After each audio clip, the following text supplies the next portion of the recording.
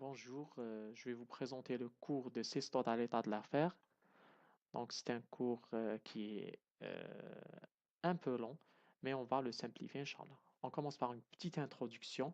Donc, le parasite à l'état larvaire touche l'animal et accidentellement l'homme. Donc, on dit euh, c'est un impasse parasitaire pour l'homme. Voilà. Donc, il provoque des maladies, etc. La première notion qu'on doit la reconnaître, c'est la forme infestante. Ben, tout simplement, euh, les cestodes à l'état larvaire, eh ben, la forme infestante sont les œufs. Sont les œufs, voilà. Donc, dû à le premier parasite qu'on doit le reconnaître, c'est Echinococcus granulosus. Le deuxième, c'est Echinococcus multilocularis. Echinococcus multilocularis, donc responsable de l'Echinococcus multiloculaire. Voilà. La Taenia solium, elle est responsable de la cysticercose. Et encore la multiceps, c'est, on dit la Taenia multiceps, responsable de la sinurose. Et encore la Diphyllobotrium monsoni, qui est responsable de la sparganose. Donc, je répète, la forme infestante sont les œufs. Les parasites sont Echinococcus granulosus, qu'on va la détailler dans le cycle et les symptomatologies, parce que cette parasite, si vous allez la comprendre, donc, toutes les autres sera facile, Inch'Allah. Donc, Echinococcus granulosus, Echinococcus multilocularis qui est responsable de l'Echinococcus multilocularis et encore la Taenia solium qui est responsable de la cystocercose et la Taenia multiceps ou bien la multiceps multiceps responsable de la sinurose et encore la Diphyllobotrium monsoni qui est responsable de la sparganose. On commence par l'Echinococcus granulosos, c'est la maladie, ou bien on dit l'édatidose, ou bien l'échinococcus uniloculaire, cela veut dire la présence d'un seul kyste, ou bien l'échinococcus kystique, ou bien l'échinococcus hydatique, ou bien tout simplement le kyste hydatique, sont des termes d'une même maladie. Donc l'hydatidose, le kyste hydatique, Echinococcus uniloculaire, Echinococcus kystique, Echinococcus édatique, ce sont des termes de la même maladie, provoquée par l'Echinococcus granulosus. Donc on dit le kyste hydatique, c'est bon, on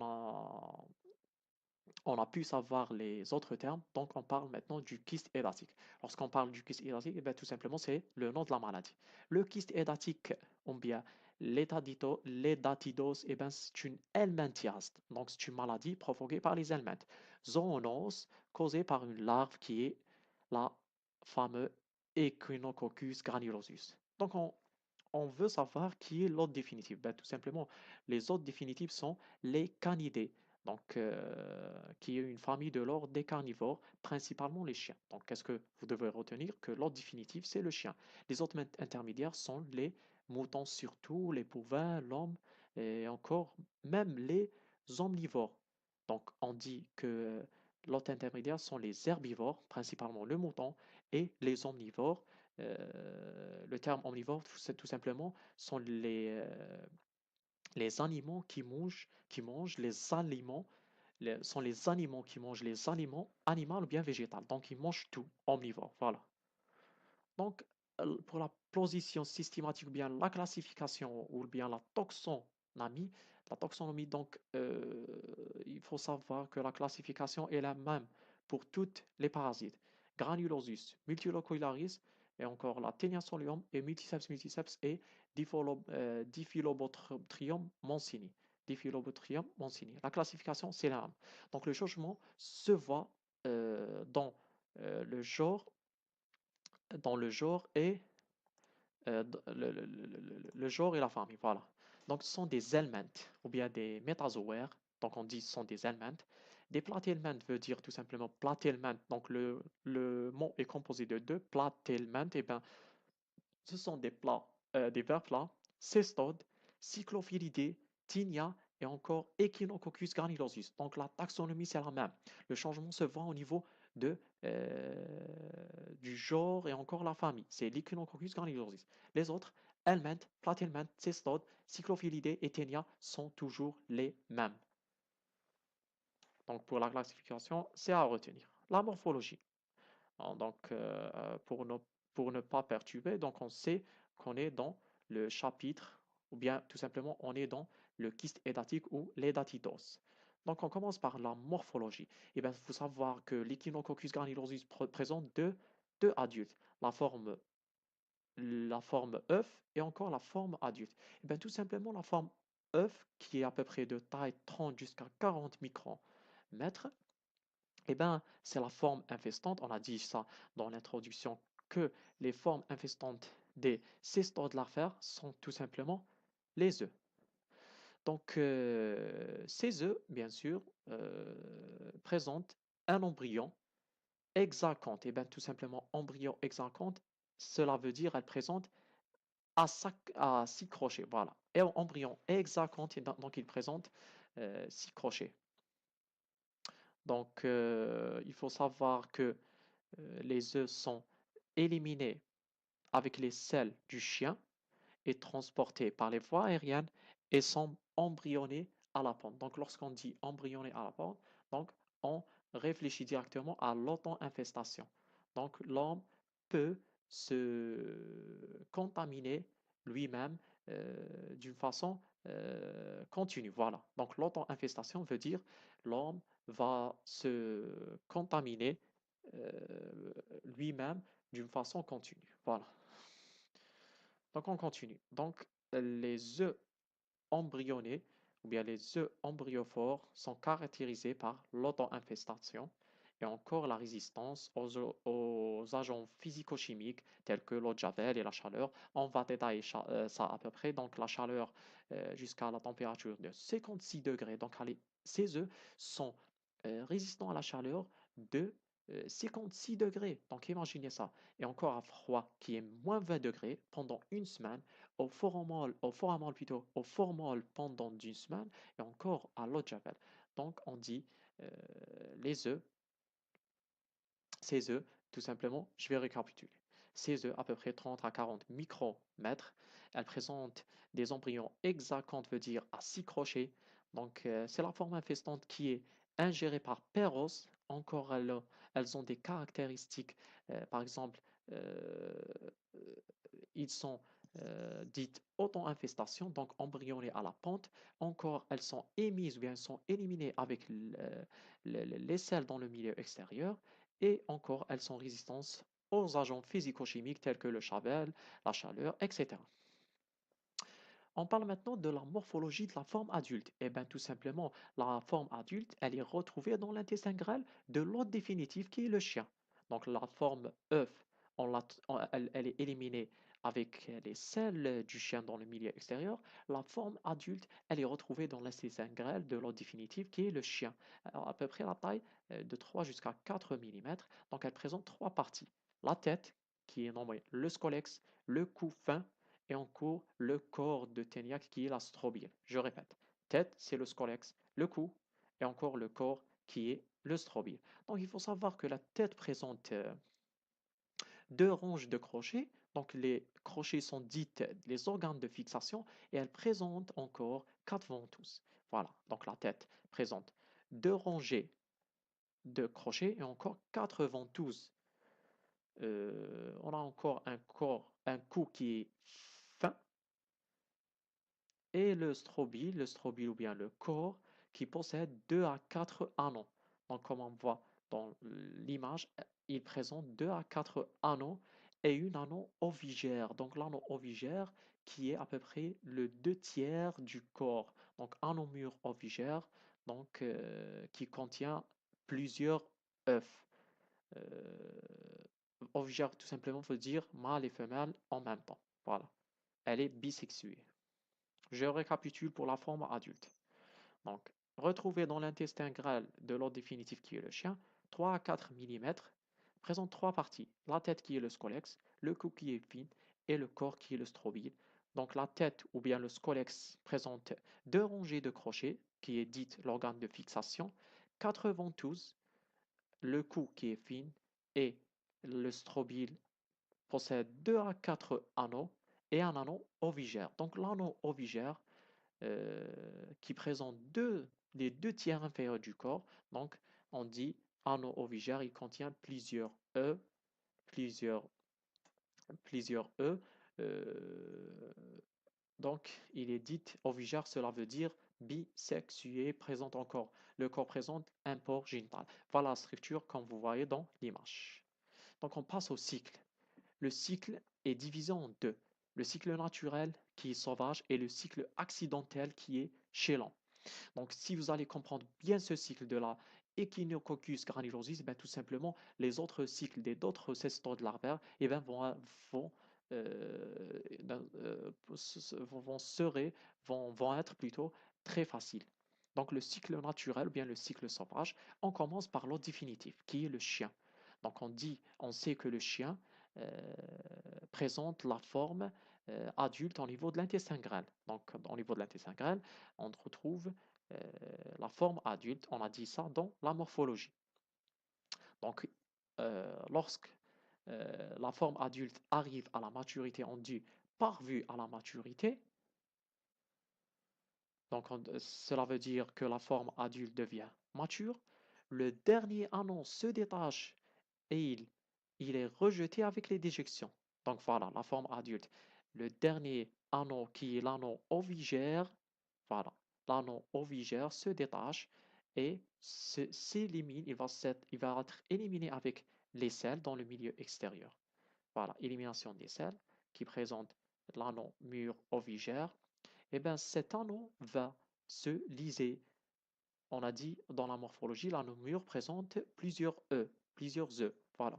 Donc, cet anneau mûr va se liser et va nous donner plusieurs œufs. Les œufs Hadoma donc, vont se localiser dans les herbes qui sont dites infestées. Donc, puisqu'ils présentent les œufs, donc on dit que ce sont des herbes infestées. Donc, la contamination des herbivores, principalement le mouton et encore l'homme, donc ce sont des hôtes intermédiaires, donc se contaminent par ingestion. Voilà, par ingestion. Donc, au niveau de la paroi digestive de l'hôte intermédiaire, donc les œufs vont s'éclater au niveau de l'estomac et vont se transformer en embryons hexacontes. Embryon hexaconté, ben, tout simplement, on a dit dans la morphologie que les embryons présentent, plutôt les œufs présentent un embryon hexaconté, voilà, qui est à 6 crochets.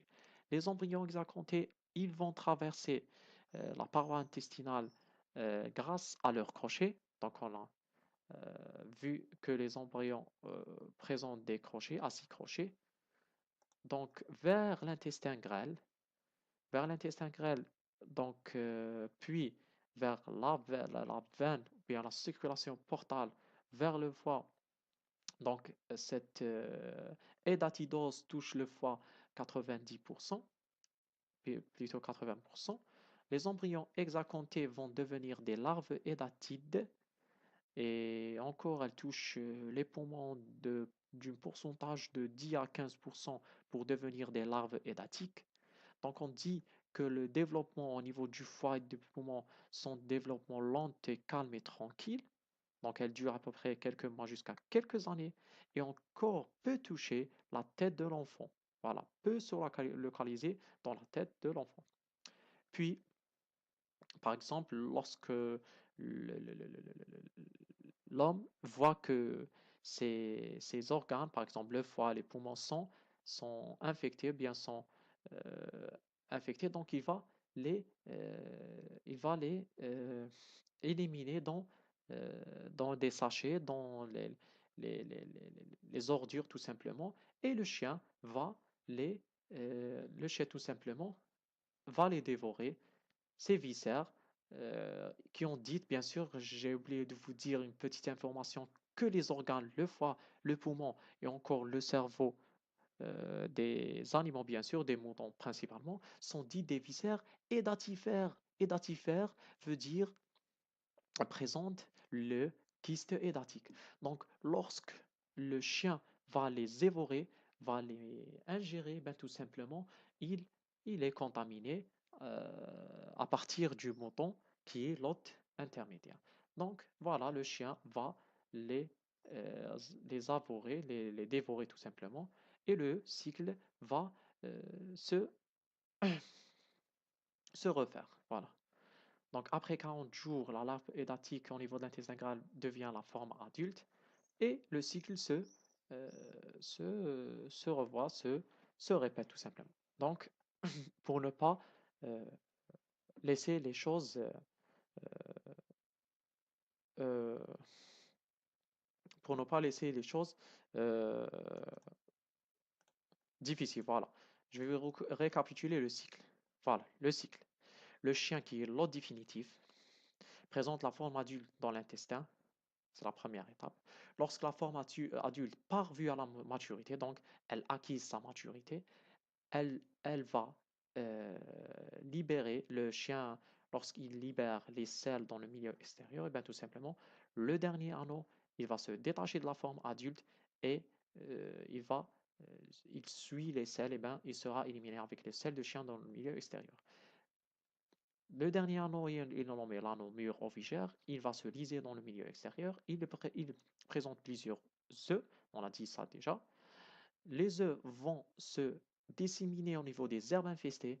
Et bien l'homme et les moutons, le mouton, vont les ingérer accidentellement. Donc, ce sont des hôtes intermédiaires. En détail, on va détailler dans le tube digestif de l'homme ou du mouton. Donc, les œufs vont s'éclater au niveau de l'estomac. Donc, ils vont donner des embryons hexacantés. Les embryons hexacantés traversent la paroi intestinale grâce à leurs crochets. Donc, ils sont pourvus de 6 crochets. Vers l'intestin grêle, vers la circulation portale, vers le foie. Donc, ils touchent le foie 80%. Les embryons hexacantes vont devenir des larves édatides et 15% à 10, 10% à 15 au niveau du poumon. C'est la même chose. Les embryons hexacantés vont devenir des larves édatiques. Ce développement, euh, elle est dite lente, calme et tranquille. Elle dure à peu près la durée à peu près de quelques mois jusqu'à quelques années. Elle peut toucher encore la tête de l'enfant. Puis, lorsque l'homme voit que ses viscères, le foie et les poumons, en fait, on dit sont des organes, sont des viscères édatifères, ben, elles présentent des kystes édatiques. Donc, lorsque l'homme voit que ces viscères édatifères euh, sont atteintes, donc il va les éliminer dans des sachets dans la poubelle et le chien va les dévorer et encore le cycle va se refaire. Et ben, la, la larve édatique qui se présente dans dans les viscères édatifères vont se transformer après 40 jours en forme adulte dans l'intestin grêle du chien et le cycle se redémarre. Voilà. Eh bien, pour le cycle accidentel chez l'homme, eh bien, tout simplement, c'est très facile. Si vous allez bien comprendre, si vous allez bien compris, si vous allez bien comprendre le cycle naturel qui est dit sauvage, ben, tout simplement le cycle accidentel chez l'homme, il est très facile. Donc la contamination de l'homme, eh ben, elle fait soit directement par les cressons, par le carasse du chien, ou bien indirectement par les crudités. Tout simplement, les crudités veut dire euh, les crudités mal lavées, par exemple les légumes crus. Donc tout ce qui est cru, qui est mal lavé, donc on dit sont des crudités. Donc la contamination indirecte se fait par les crudités, l'eau souillée et encore les mains sales, ou bien directement lorsque surtout les enfants, ils caressent le chien. Donc ce sont les mêmes étapes au niveau de la paroi digestive, exactement au niveau de l'estomac. Les œufs vont s'éclater et vont nous donner plusieurs embryons hexacantés. Les embryons vont traverser l'intestin puis la circulation portale vers le foie et, et vers les poumons. Ils vont se transformer, les embryons vont se transformer en larves édatides. euh, voilà, en larves édatides. Donc le cycle est dit long, calme et tranquille. Et encore, elle peut toucher la tête. Donc on dit qu'elles peuvent atteindre la taille d'une tête enfant. Donc cette larve édatite, elle va toucher, peut atteindre la taille d'une tête d'enfant. C'est pour ça qu'on a parlé déjà ça dans le cycle naturel. euh,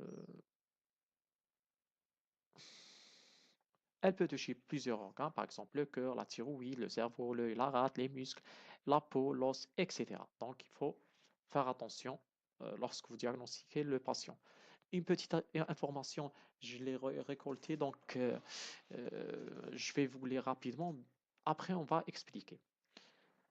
En lui-même, le seul danger qu'il représente est la compression des organes avoisinants, mais si celui-ci est rompu, il entraîne une hypersensibilité immédiate, choc anaphylactique, peut être mortel. Cette rupture engendre aussi une dissémination dans tout l'organe des viscères et des squelettes aboutissant à une échinococose secondaire généralisée. Et bien tout simplement, euh, cela veut dire que lorsque les larves édatides, euh, plutôt, il parle euh, la tête de l'enfant, voilà, la forme, peuvent atteindre la taille d'une tête de l'enfant.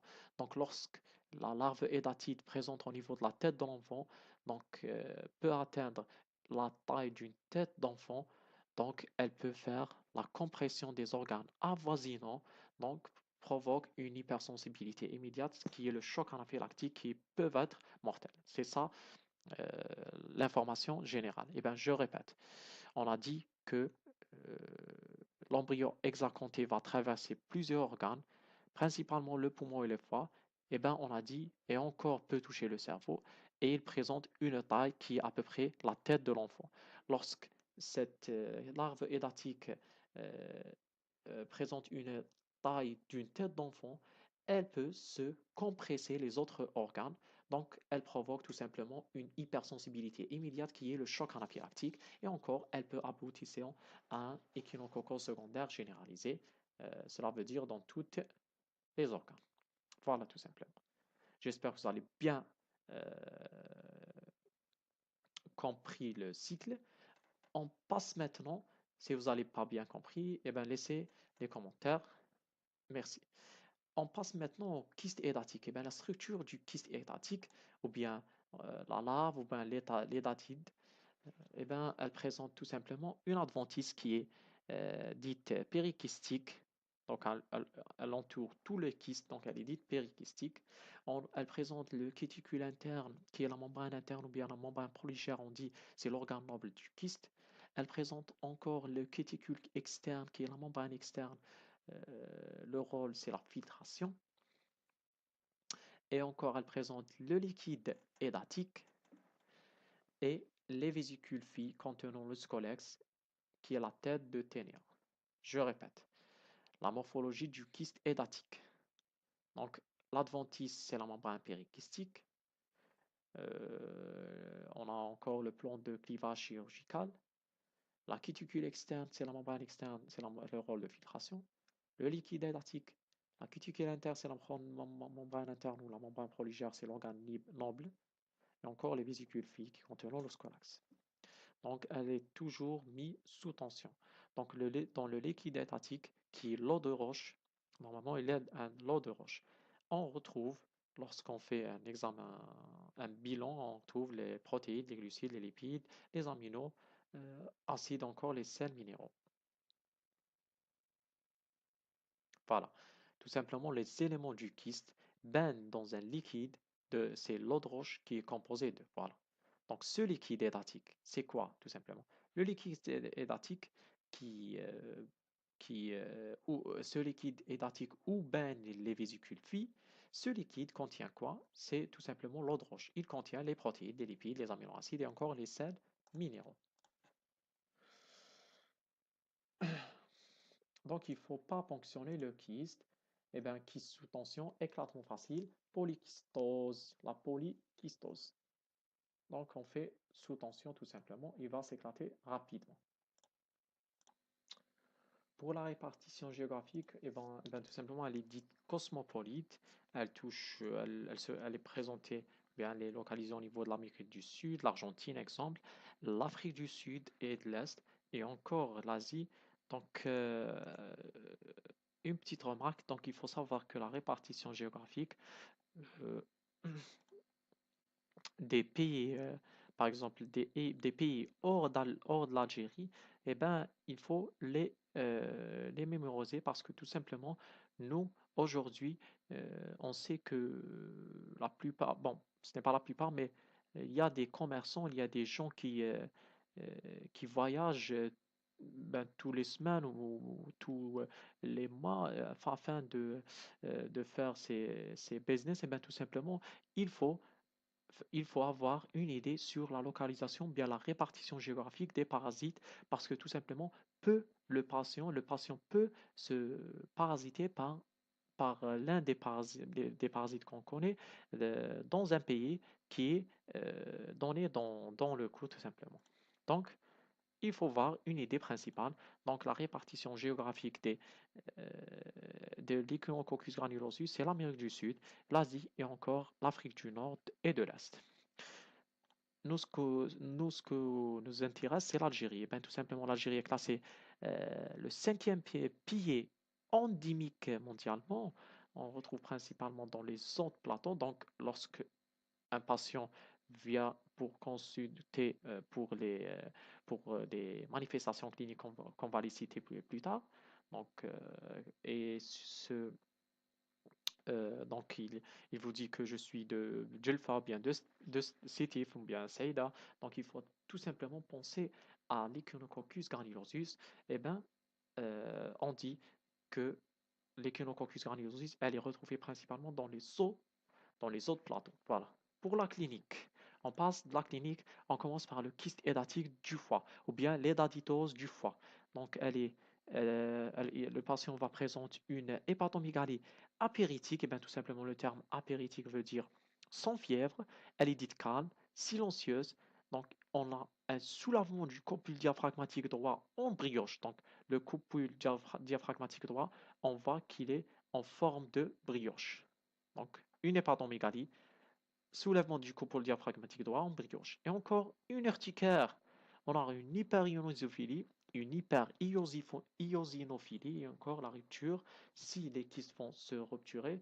Donc, on aura le liquide à peu près devient jaune citrin. Lorsque vous demandez un examen, c'est la ponction, le liquide devient jaune citrin qui est normalement, bien sûr, eau de roche qui est transparent, qui est pu. Voilà. Et encore, on sait que la rupture du kyste va provoquer des chocs anaphylactiques. C'est bon. Donc, le kyste hédatique des foies, hépatomégalie sans fièvre, le soulèvement du couple diaphragmatique droit en brioche, urticaire, hyperiosinophilie, la rupture de kyste lorsqu'on fait une ponction, donc le liquide devient jaune citrin, et bien tout simplement, il faut savoir que le kyste est ruptu, et bien tout simplement, on aura une surinfection, donc le patient peut manifester par un choc anaphylactique. Pour la kyste hédatique du poumon, bien l'hédatidose du poumon, et bien tout simplement, on fait un téléthorax. Si il y a une rupture de kyste, on aura une surinfection. Donc le patient peut peut se manifester par des vomites eau de roche, donc un liquide blanc et salé. Donc le patient vient vous dire que je vomis et je vomis un liquide blanc qui est salé. Donc il faut penser au kyste hédatique du poumon. Et bien tout simplement, vous allez faire le téléthorax.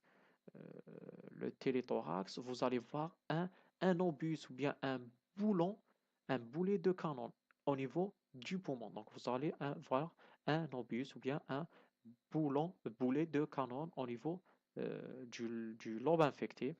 Et bien tout simplement, il faut penser à la kystite hédatique du poumon. Le patient encore peut présenter une dyspnée et une hémoptysie. Pour les diagnostics encore, c'est soit les examens directs, vous voyez la vomique, les ponctions se fait du scolex, vous voyez le scolex et encore le crochet dans le microscope. Donc il faut faire la ponction. Et les examens indirects sont des examens séro-immunologiques, soit l'examen d'ELISA, soit l'examen de Western blot, etc., etc. Le traitement, tout simplement, c'est le plus souvent, c'est chirurgical par retrait du kyste. Donc, il faut éliminer le kyste, il faut retirer le kyste du patient, du corps du patient. Et le traitement médical qui est l'embendazole ou bien le Zentel, l'imbandazole ou bien le Zentel, qui est utilisé 15 jours avant l'opération et 30 jours après l'opération pour éviter les échinococoses secondaires ou les métastases. Donc, le médicament qu'on doit les utiliser, c'est albendazole ou bien Zentel, 15 jours avant l'opération et 30 jours après l'opération pour éviter l'échinococose secondaire ou bien les métastases. La prophylaxie, toujours, elle se fait entre le chien et le mouton et l'homme. Eh bien, tout simplement, le chien, c'est interdire l'accès aux laboratoires parce que, tout simplement, s'il va avaler les viscères édatifères, eh bien, tout simplement, le cycle va se voir, la contamination sera disséminée et on aura plus des patients plus qui présentent l'Echinococcus granulosus. Donc, et encore, la deuxième prophylaxie, c'est interdire la garde des moutons par les chiens. Et encore, il y a plusieurs prophylaxies. Donc, il faut les lire tout simplement. Pour les moutons, encore éviter les abattages clandestins parce qu'ils vont rejeter ces viscères édatifères dans les milieux extérieurs où le chien peut les trouver.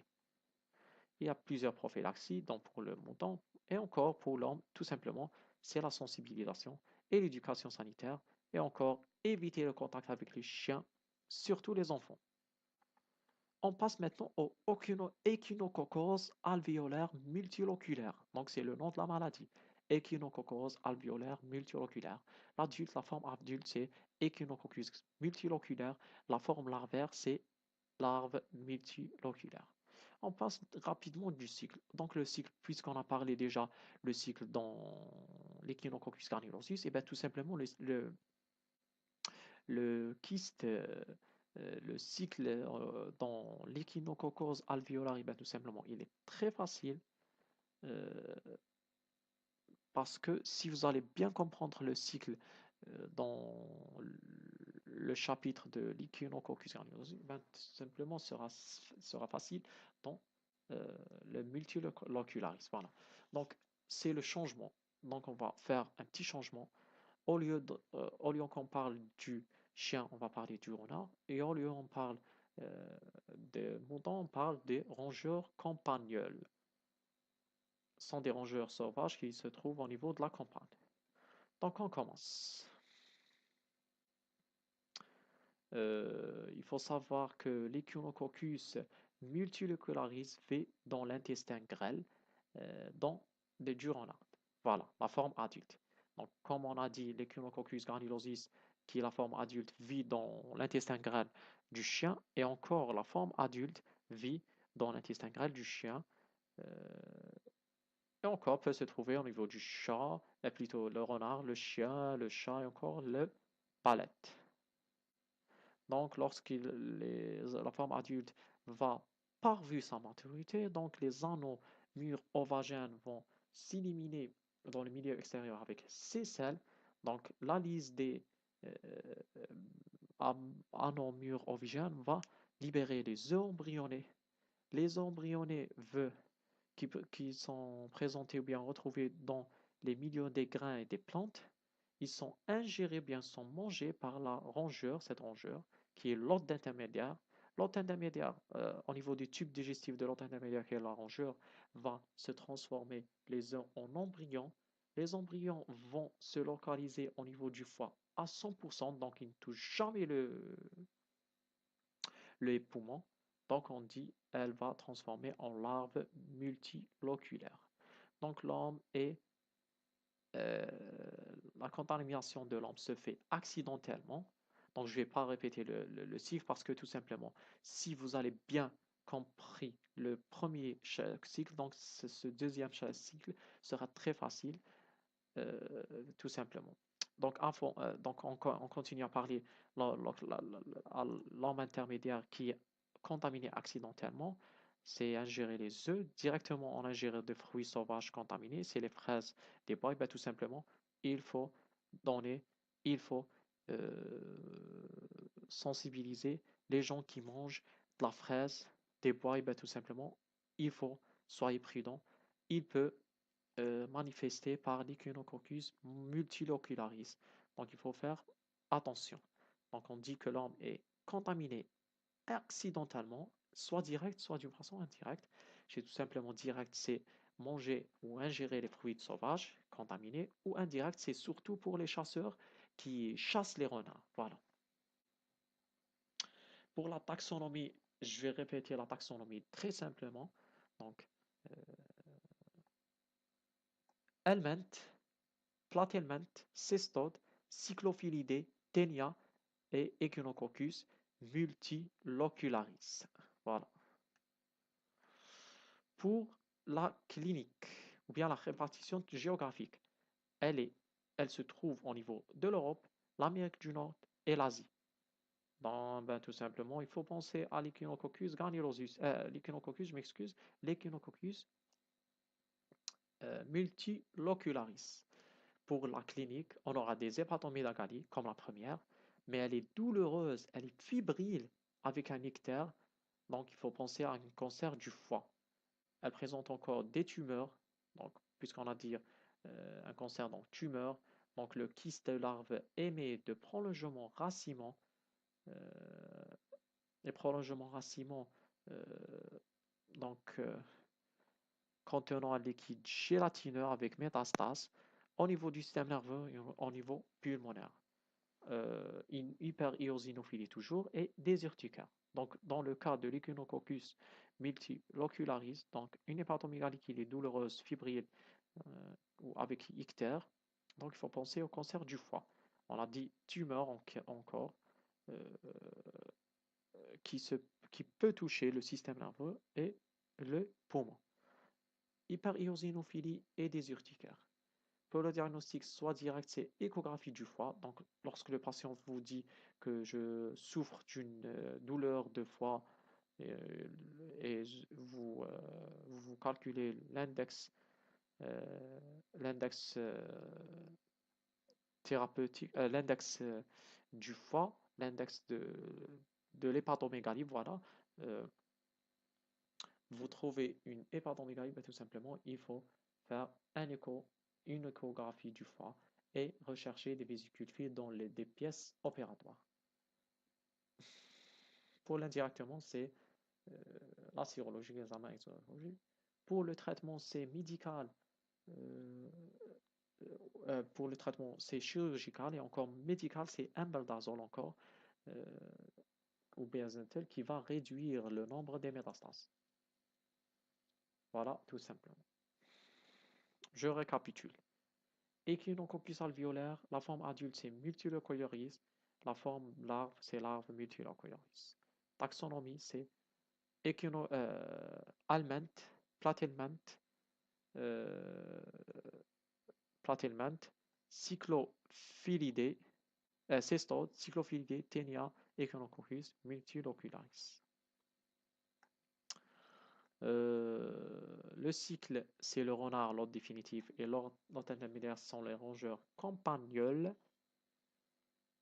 Le cycle, c'est le même. Eh ben, l'homme est contaminé soit directement en ingérant des fruits sauvages contaminés, c'est par exemple la fraise des bois, les myrtilles encore, et indirectement, c'est surtout chez les chasseurs des renards. La répartition géographique en Europe, Amérique du Nord, Amérique du Nord et l'Asie. La clinique, c'est une hépatomégalie douloureuse fibrile avec ictère, ils vont penser directement au foie. Et une tumeur, c'est le kyste qui a provoqué cette tumeur. Une hyperiosinophilie et des urticaires.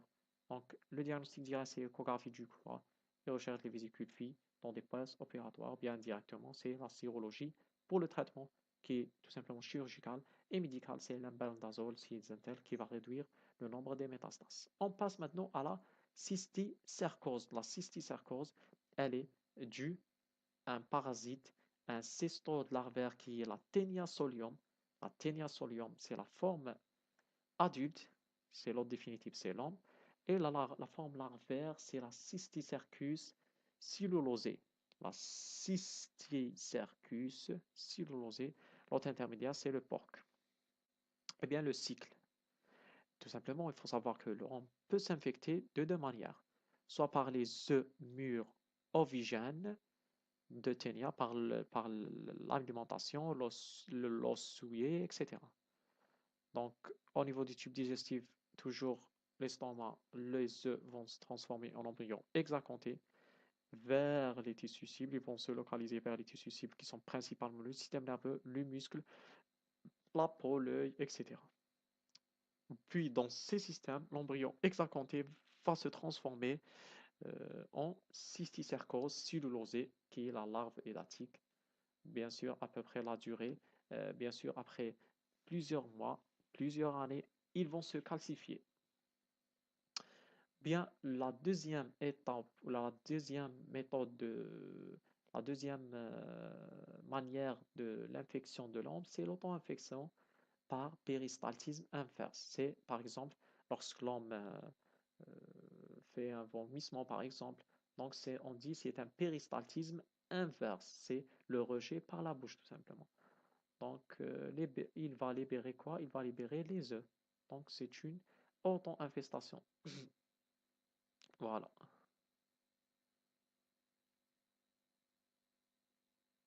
On dit, pourquoi on a dit l'auto-infestation au niveau par péristaltisme inverse? Et bien, tout simplement, lorsque l'homme va se vomir, va se vomir tout simplement, il va, euh, il va, les œufs, la forme œufs, ben, tout simplement les embryons hexacantés vont euh, se, se, se remonter avec les vomissements et ils vont traverser la, l'estomac. Donc, on aura la transformation des embryons, plutôt la libération des œufs et le cycle se répète. La clinique, ben, tout simplement, si on est dans l'œil, c'est exophtalmie, strabisme et encore la conjonctive, la conjonctivite. Pour le cerveau, c'est déficit moteur et des crises commerciales et des manifestations psychiques. Les muscles peuvent être muettes, peut avoir des muscles œdématiés, douloureux à la période d'infestation.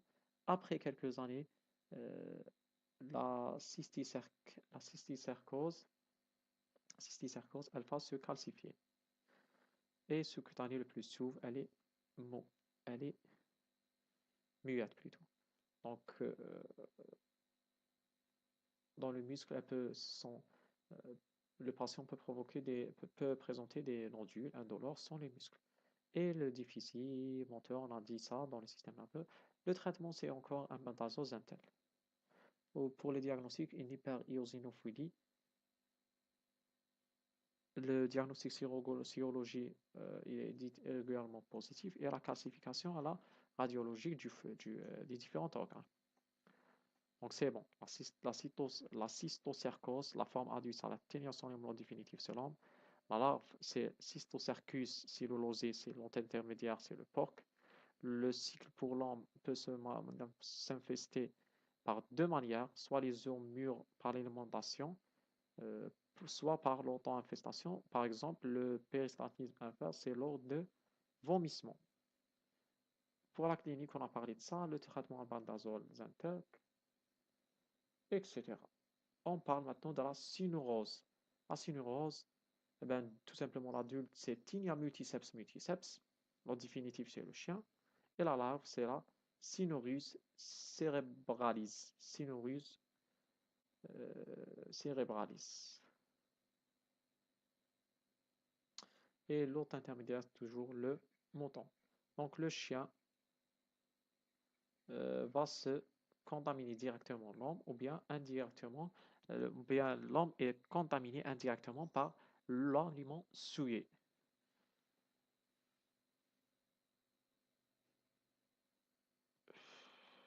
Et il faut savoir que le chien va s'éliminer les œufs au niveau de l'herbe. Ils vont, euh, euh, ils vont ingérer par le mouton et le lapin. Donc on aura des localisations, des localisations cérébrales, tout simplement.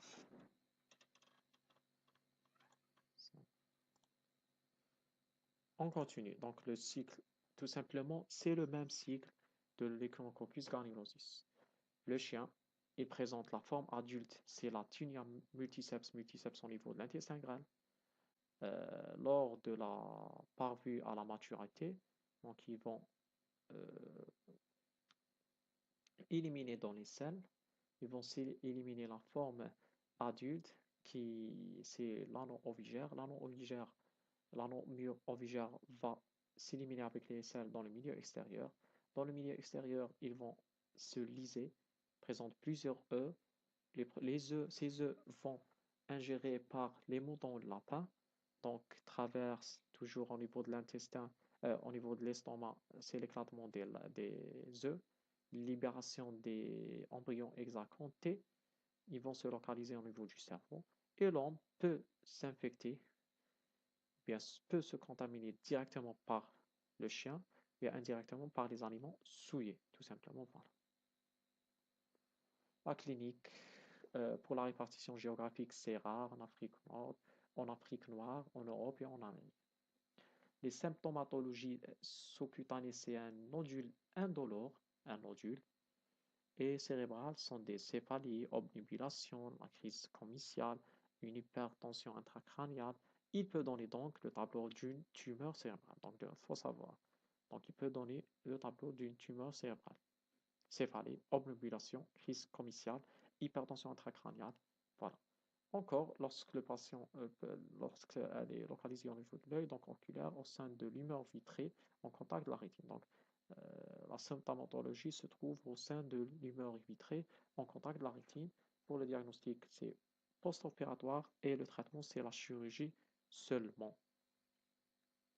Pour l'asparganose, eh ben, tout simplement, la taxonomie toujours, c'est la même. C'est helminth, platyhelminth,